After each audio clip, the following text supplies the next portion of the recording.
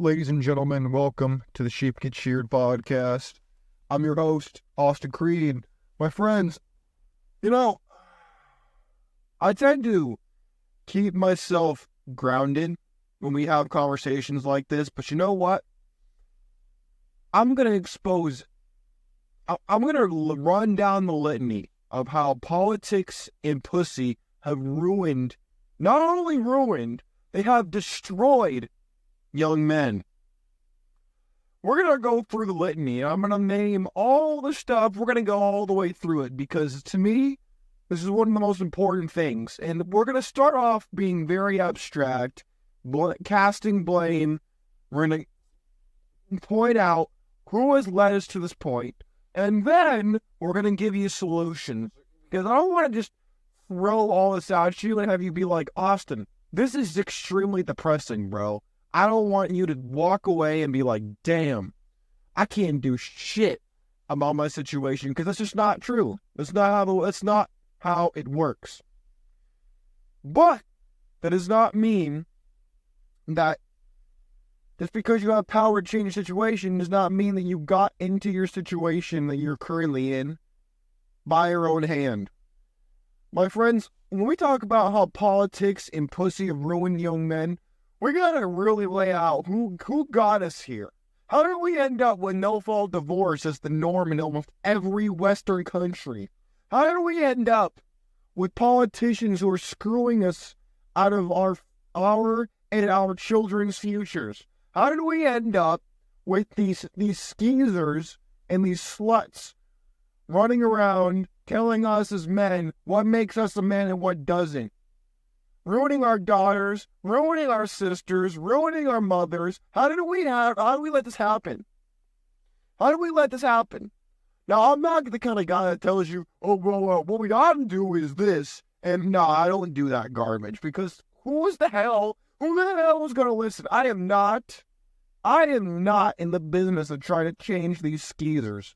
You think that women are going to listen to me or any other guy on this side of the internet talk about what they ought to do and what they should do? They don't give a shit. They don't give a fuck about what we have to say. Nothing. Zero. Why? Because they can always get a sim. That's number one. Number two, they're always chasing Chad, Tyrone, Pookie, Ray, Chad Roan, Pookie Roan, all these types of dudes and mismatches of these archetypes. They're always chasing them, and then when it don't work out, they find the good guy. We all know this. If we pay attention, we know this. Most of us have experienced this in our own marriages. Not mine. I will never get married, but I know men who have been married who it hasn't worked out for them, and they've done everything they could to save their marriage. They went to marriage counseling. They went to church. They did all these things and nothing worked. So when we talk about politics, let's start with politics first. I don't want to say where this started. I mean, we can look at Clinton, we can look at Obama, we can look at Biden, we can look at all the way back to even World War II if we really want to. But I know as soon as I say World War II, everybody's like, boring. I don't want to listen to that. So instead, I'm not going to give you a history lesson. Boy, what we're going to do is we're going to mention how the Red Army faction, you probably have never heard of them. The Red Army faction is better known as the Baader-Meinhof gang. They were the children of Nazis in the way that they supported the Arab cause. They hated Jews in Israel because, like their Nazi predecessors, they didn't really they did not fall far from the tree. Say that 4 times fast. They didn't fall far from the tree. And they did everything you could imagine. They looted, they burned, they killed, they raped. They did all these things in the name of peace, justice, and love. Does that sound familiar to you? The righteous indignation of the left is justified. We know this. We look at the left-wing movements in America and in the Western world in general, and we see how no matter what they do, no matter what they claim they're for, they will use any means necessary to achieve their goals. This is how they work, and that is all thanks to a certain man, and this is not totally up to him 100%, but he was a huge figure and big mover and shaker of ideas in this regard, and his name is Herbert Marcuse. You might have heard of Bill Ayers. You might have heard of him. You might have heard of Obama. You might have heard of these kind of guys, right? But you probably have not heard of Herbert Marcuse. Herbert Marcuse was a left-wing intellectual, of which he hated being called that, by the way, because it put a target on his back at the time. But he was the founder of a school called the Marcuse School of Marxist Theory. The Marcuse School, which was the Institute of Marxist Theory. And he taught he was at the Frankfurt School of, he taught at the so-called Frankfurt School of Marxist Theory, and he had an entire litany of things that he believed to be necessary to convert a society from within. One of the tenets of communism, and that's why I talk about crimson Christianity, you might not know what that is, I'll define it for you. Crimson Christianity is the slow but subtle infusion of communist ideas into Christian doctrine to subvert the church from within. You may not have heard that before, but you now have heard it on this show. And you might ask, well, where does this come from? How did this happen? Oh, don't worry, we're going to get into that, and then we'll get into how women play into this as well. But we're going to focus on politics first. So when we get into politics, Herbert Marcuse, the founder of the Frankfurt School of Marxist Theory, or of what is so-called critical thinking today, they're very smart, they pivoted. They argued, mainly Herbert himself, said there was no need for violent or social revolution if done subtly from within. They would allow the capitalists to continue to defend the nation and to continue to trade in goods and services, while they, the left-wing intellectuals, would take charge of education, manipulate the people with media propaganda, corrupt morality using entertainment, and infiltrate government bureaucracy at all levels. Does it sound familiar to you? Good, because it should. That's one of the big reasons we would come here. Just look at the fact that Jack Black and all these other celebrities are throwing their hat into the ring, proverbially, for Biden. You know why that is? Answer, because their bosses in Hollywood, along with the guys on Wall Street, are the ones who pay for these people's campaigns through super PACs and etc. Now, a lot of people, they think they know the game and they want to blame Jews. Number one, I am a Jew and I am not a communist, and I am not somebody who fits in this category. So you're trying to oversimplify the problem. You hear a Jewish last name and you think that it's Jews. No, it is not the Jews. Let's go to the next part of Herbert Marcuse's plan for infiltrating the West. To advance the quiet revolution, Herbert Marcuse and his acolytes recommended the following. I've read this before, but I'm going to read it again. Here are the things that they recommended, and stop me at any time if this sounds familiar and you need to process what I'm about to say. Number one, the creation of racism offenses. In other words, use the minorities and have them think that everything is about race, and conversely, to people who are of Caucasian descent, have them hate their own race and think that they are racist by default. 2. Cultivate continual change within the country to create constant confusion. 3. Teach sex and homosexuality to children whenever possible, to condition them. 4. Undermine teachers' authority in the classroom. 5. Flood the country with illegal immigrants to destroy the identity of the nation. 6. Promote excessive drinking and drug use. 7. Empty out the churches. 8. Create an unreliable legal system with a bias against the actual victims of crime. Now, does that ring a bell with anybody? That the Stench from the bench makes you clench because the judges are so obsessed with looking good in the political sphere or on paper that they're not actually passing justice that the people want. 9. Make the people dependent upon the state for the state's benefits. 10. Control and dumb down the media. 11. Encourage the breakdown of the nuclear family. My friends, let's go back to number 9 for a second, and it'll tie into the women conversation. Make the people dependent upon the state for state benefits. Does that sound like single mothers to you? Does that sound like WIC, EBT, Section 8? Anybody? Gentlemen, you want to know why the pursuit of vagina and pussy is leading men off the cliff? Answer: because feminism is tied into this whole thing. You thought feminism wasn't. Oh no, feminism's tied in to all of this. Why?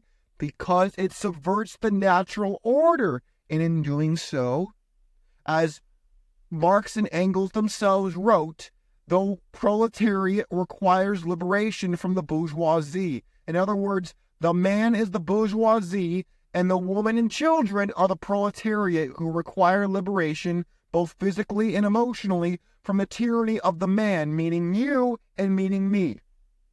That is what he argued in his books, Das Kapital and the Communist Manifesto. Not entirely dedicated to that subject, but it is mentioned multiple times.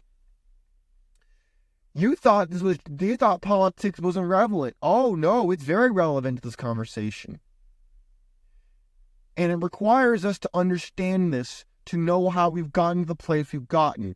We've traded freedom for security, and in doing so, we've allowed ourselves to throw away the birthright that our grandfathers and great-grandfathers died for. This, my friends, is why we have the world we're currently living in. This is why you as a man are replaceable, because you've allowed yourself to be so. Now, I'm not going to turn this on it, it's a men's fault, because it's not all men's fault, and it's not all women's fault. Now, do women tend to take less accountability than do men, by and large? Yes, that is true. We as men, though, we have to understand this and operate differently. Even if you understand everything that I've mentioned thus far, it doesn't make a difference if you're not willing to accept the reality you're living in, and you're not going to operate in a way that's going to lead you to win, and you're not just actively trying to not lose. Getting married with a prenup is trying to not lose.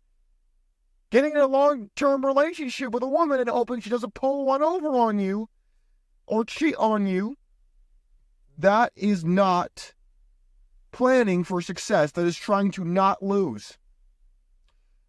A lot of men are afraid to win in this life, and you might think that's false, but I'm going to tell it to you in a different way. Men are afraid to take the leap of faith and stand out and be different. Men are afraid to start a movement. They're more than happy to join one. They're too afraid to start one. They don't want to be the guy that stands out because they don't want to be the nail sticking out of the wall to risk the hammer. They don't want to be the guy that stand out in a crowd and risk being singled out, because that takes courage. That takes gumption. That takes using your cojones and not your emotions to feel good. Your life is not about feeling good. Life is about conquering the people who are fallen, the people who are malleable. Oh, I know that doesn't sound good, but that's the reality. How do you think kings are made? Napoleon Bonaparte himself said he found the crown of France in the gutter and he put it on his head. Why are so many of us so afraid to go out there and make our own empire? Why? Because it takes risk. It takes sacrifice. So many of us want it all now for nothing, and it's not going to happen. Now, there are those of us who are actively trying to build something. We're moving in a direction, making sacrifices, making strategic alliances. We are moving and bobbing and weaving in such a way that we will win, but it takes time. But a lot of us, We just want what we thought we were promised by the fantasy makers of our time, be it the News Corporation, be it Disney, be it AT&T, whatever it is. These are all people who make billions off of bullshitting us. Make billions off of selling us a dream that we know we cannot obtain if we took the suppository, shout out the Joker from Better Bachelor, the suppository of the red pill. We know the realities. We see it for what it is, and we do not accept it. We do not accept the fantasy. We accept the reality that we live in. We operate differently. We pick and choose. We pick the diamonds from the rough. We pick the valuable from the trash. And we allow ourselves to become the men that our fathers maybe thought were too edgy. Our mothers thought were the bad boys who she was attracted to before she met your father. Oh, yeah. Oh, I know you don't like to hear it, but I'm going to say it because I found out for myself that it was true. Oh, yeah. My friends, I really hope you can sense in my voice, I'm not making this shit up. I'm not trying to sit here to bullshit you and talk out of a textbook. There is no textbook. Not for me. I had to make my own textbook, Biblical Bachelor. It's on Amazon. That's my textbook. And it's always evolving, always improving. I want to make a second edition at some point as I grow and as a man and as my philosophy changes, which I doubt it will very much. If anything, it'll just expand. My friends, I really hope that my passion doesn't sound like anger. I'm not angry right now. I'm just passionate about understanding the ways of the world and hoping that other men can learn from my mistakes and that they can learn from the mistakes of other people in this space on this channel, and that they don't have to know, they don't have to feel alone. A lot of people want to say you're dusty, you're ashy, you're going to die alone. We come into this world the same way that we leave it, with nothing. We can't, as far as I know, we can't take anything in the next life. So when we talk about how politics and pussy lead men to ruin and to destroy them, a lot of men's lives are and self-esteems and worlds are destroyed by women, mainly because we let them. We want to believe the lies we've been told that women are sugar spice, everything nice. They never even think about doing these things to us. This is factually incorrect. And if anybody disagrees with me, and you have a girlfriend, please stop paying for dinners. Stop paying for dates. Stop paying for outings. Stop paying for the stuff that she once paid for, and suddenly the so-called love she has for you will suddenly run out. That's not love. That is being a leech. She's no different than a tick on the back of a junkyard dog. I'm not calling you a junkyard dog. It's just a metaphor. It's just a metaphor. Don't relax. I'm not actually insulting you. I mean, hey, if the boot fits, then wear it, I suppose. But my friends, let's just cut to the chase. These are the two biggest downfalls of men. Power and pussy in plain English. I know this doesn't sound good. It's not politically correct. I don't care. I'm sick and tired of going on YouTube. I'm sick and tired of going on my news feed. I'm sick and tired of going on there and have people give me the sugary version. I don't like sugar cereal. It tastes like crap. I like good, hearty bacon and eggs. I like things that are real. I don't like this fake synthetic bullshit. And one of the guys on the channel, who's a loyal fan of the show, he told me, "Hey man, stop sugarcoating this for people." I'll tell you guys something before I head out, because I gotta get to bed. It's late here. I don't ever plan to be monetized on this channel. You know why? At least not in the traditional sense. Not through YouTube ad revenue. You know why? Because I say things for how they are. I don't just tell you to buy my course and feed you bullshit. I don't just sit here on this show and tell you that you're great and you deserve everything and that women are the problem. Are women a problem? Yes. But are they the problem? No. Because you as a man can still win, but a lot of us, we want to have our cake and eat it too. Just like they do.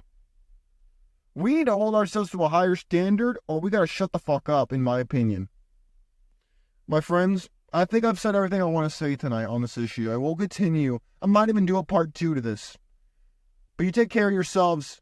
Let me know if you have anything you want to add, anything you want me to expand upon, please do. I'd love to hear it. Take care of yourselves. Think for yourself. I'm out of here. Peace.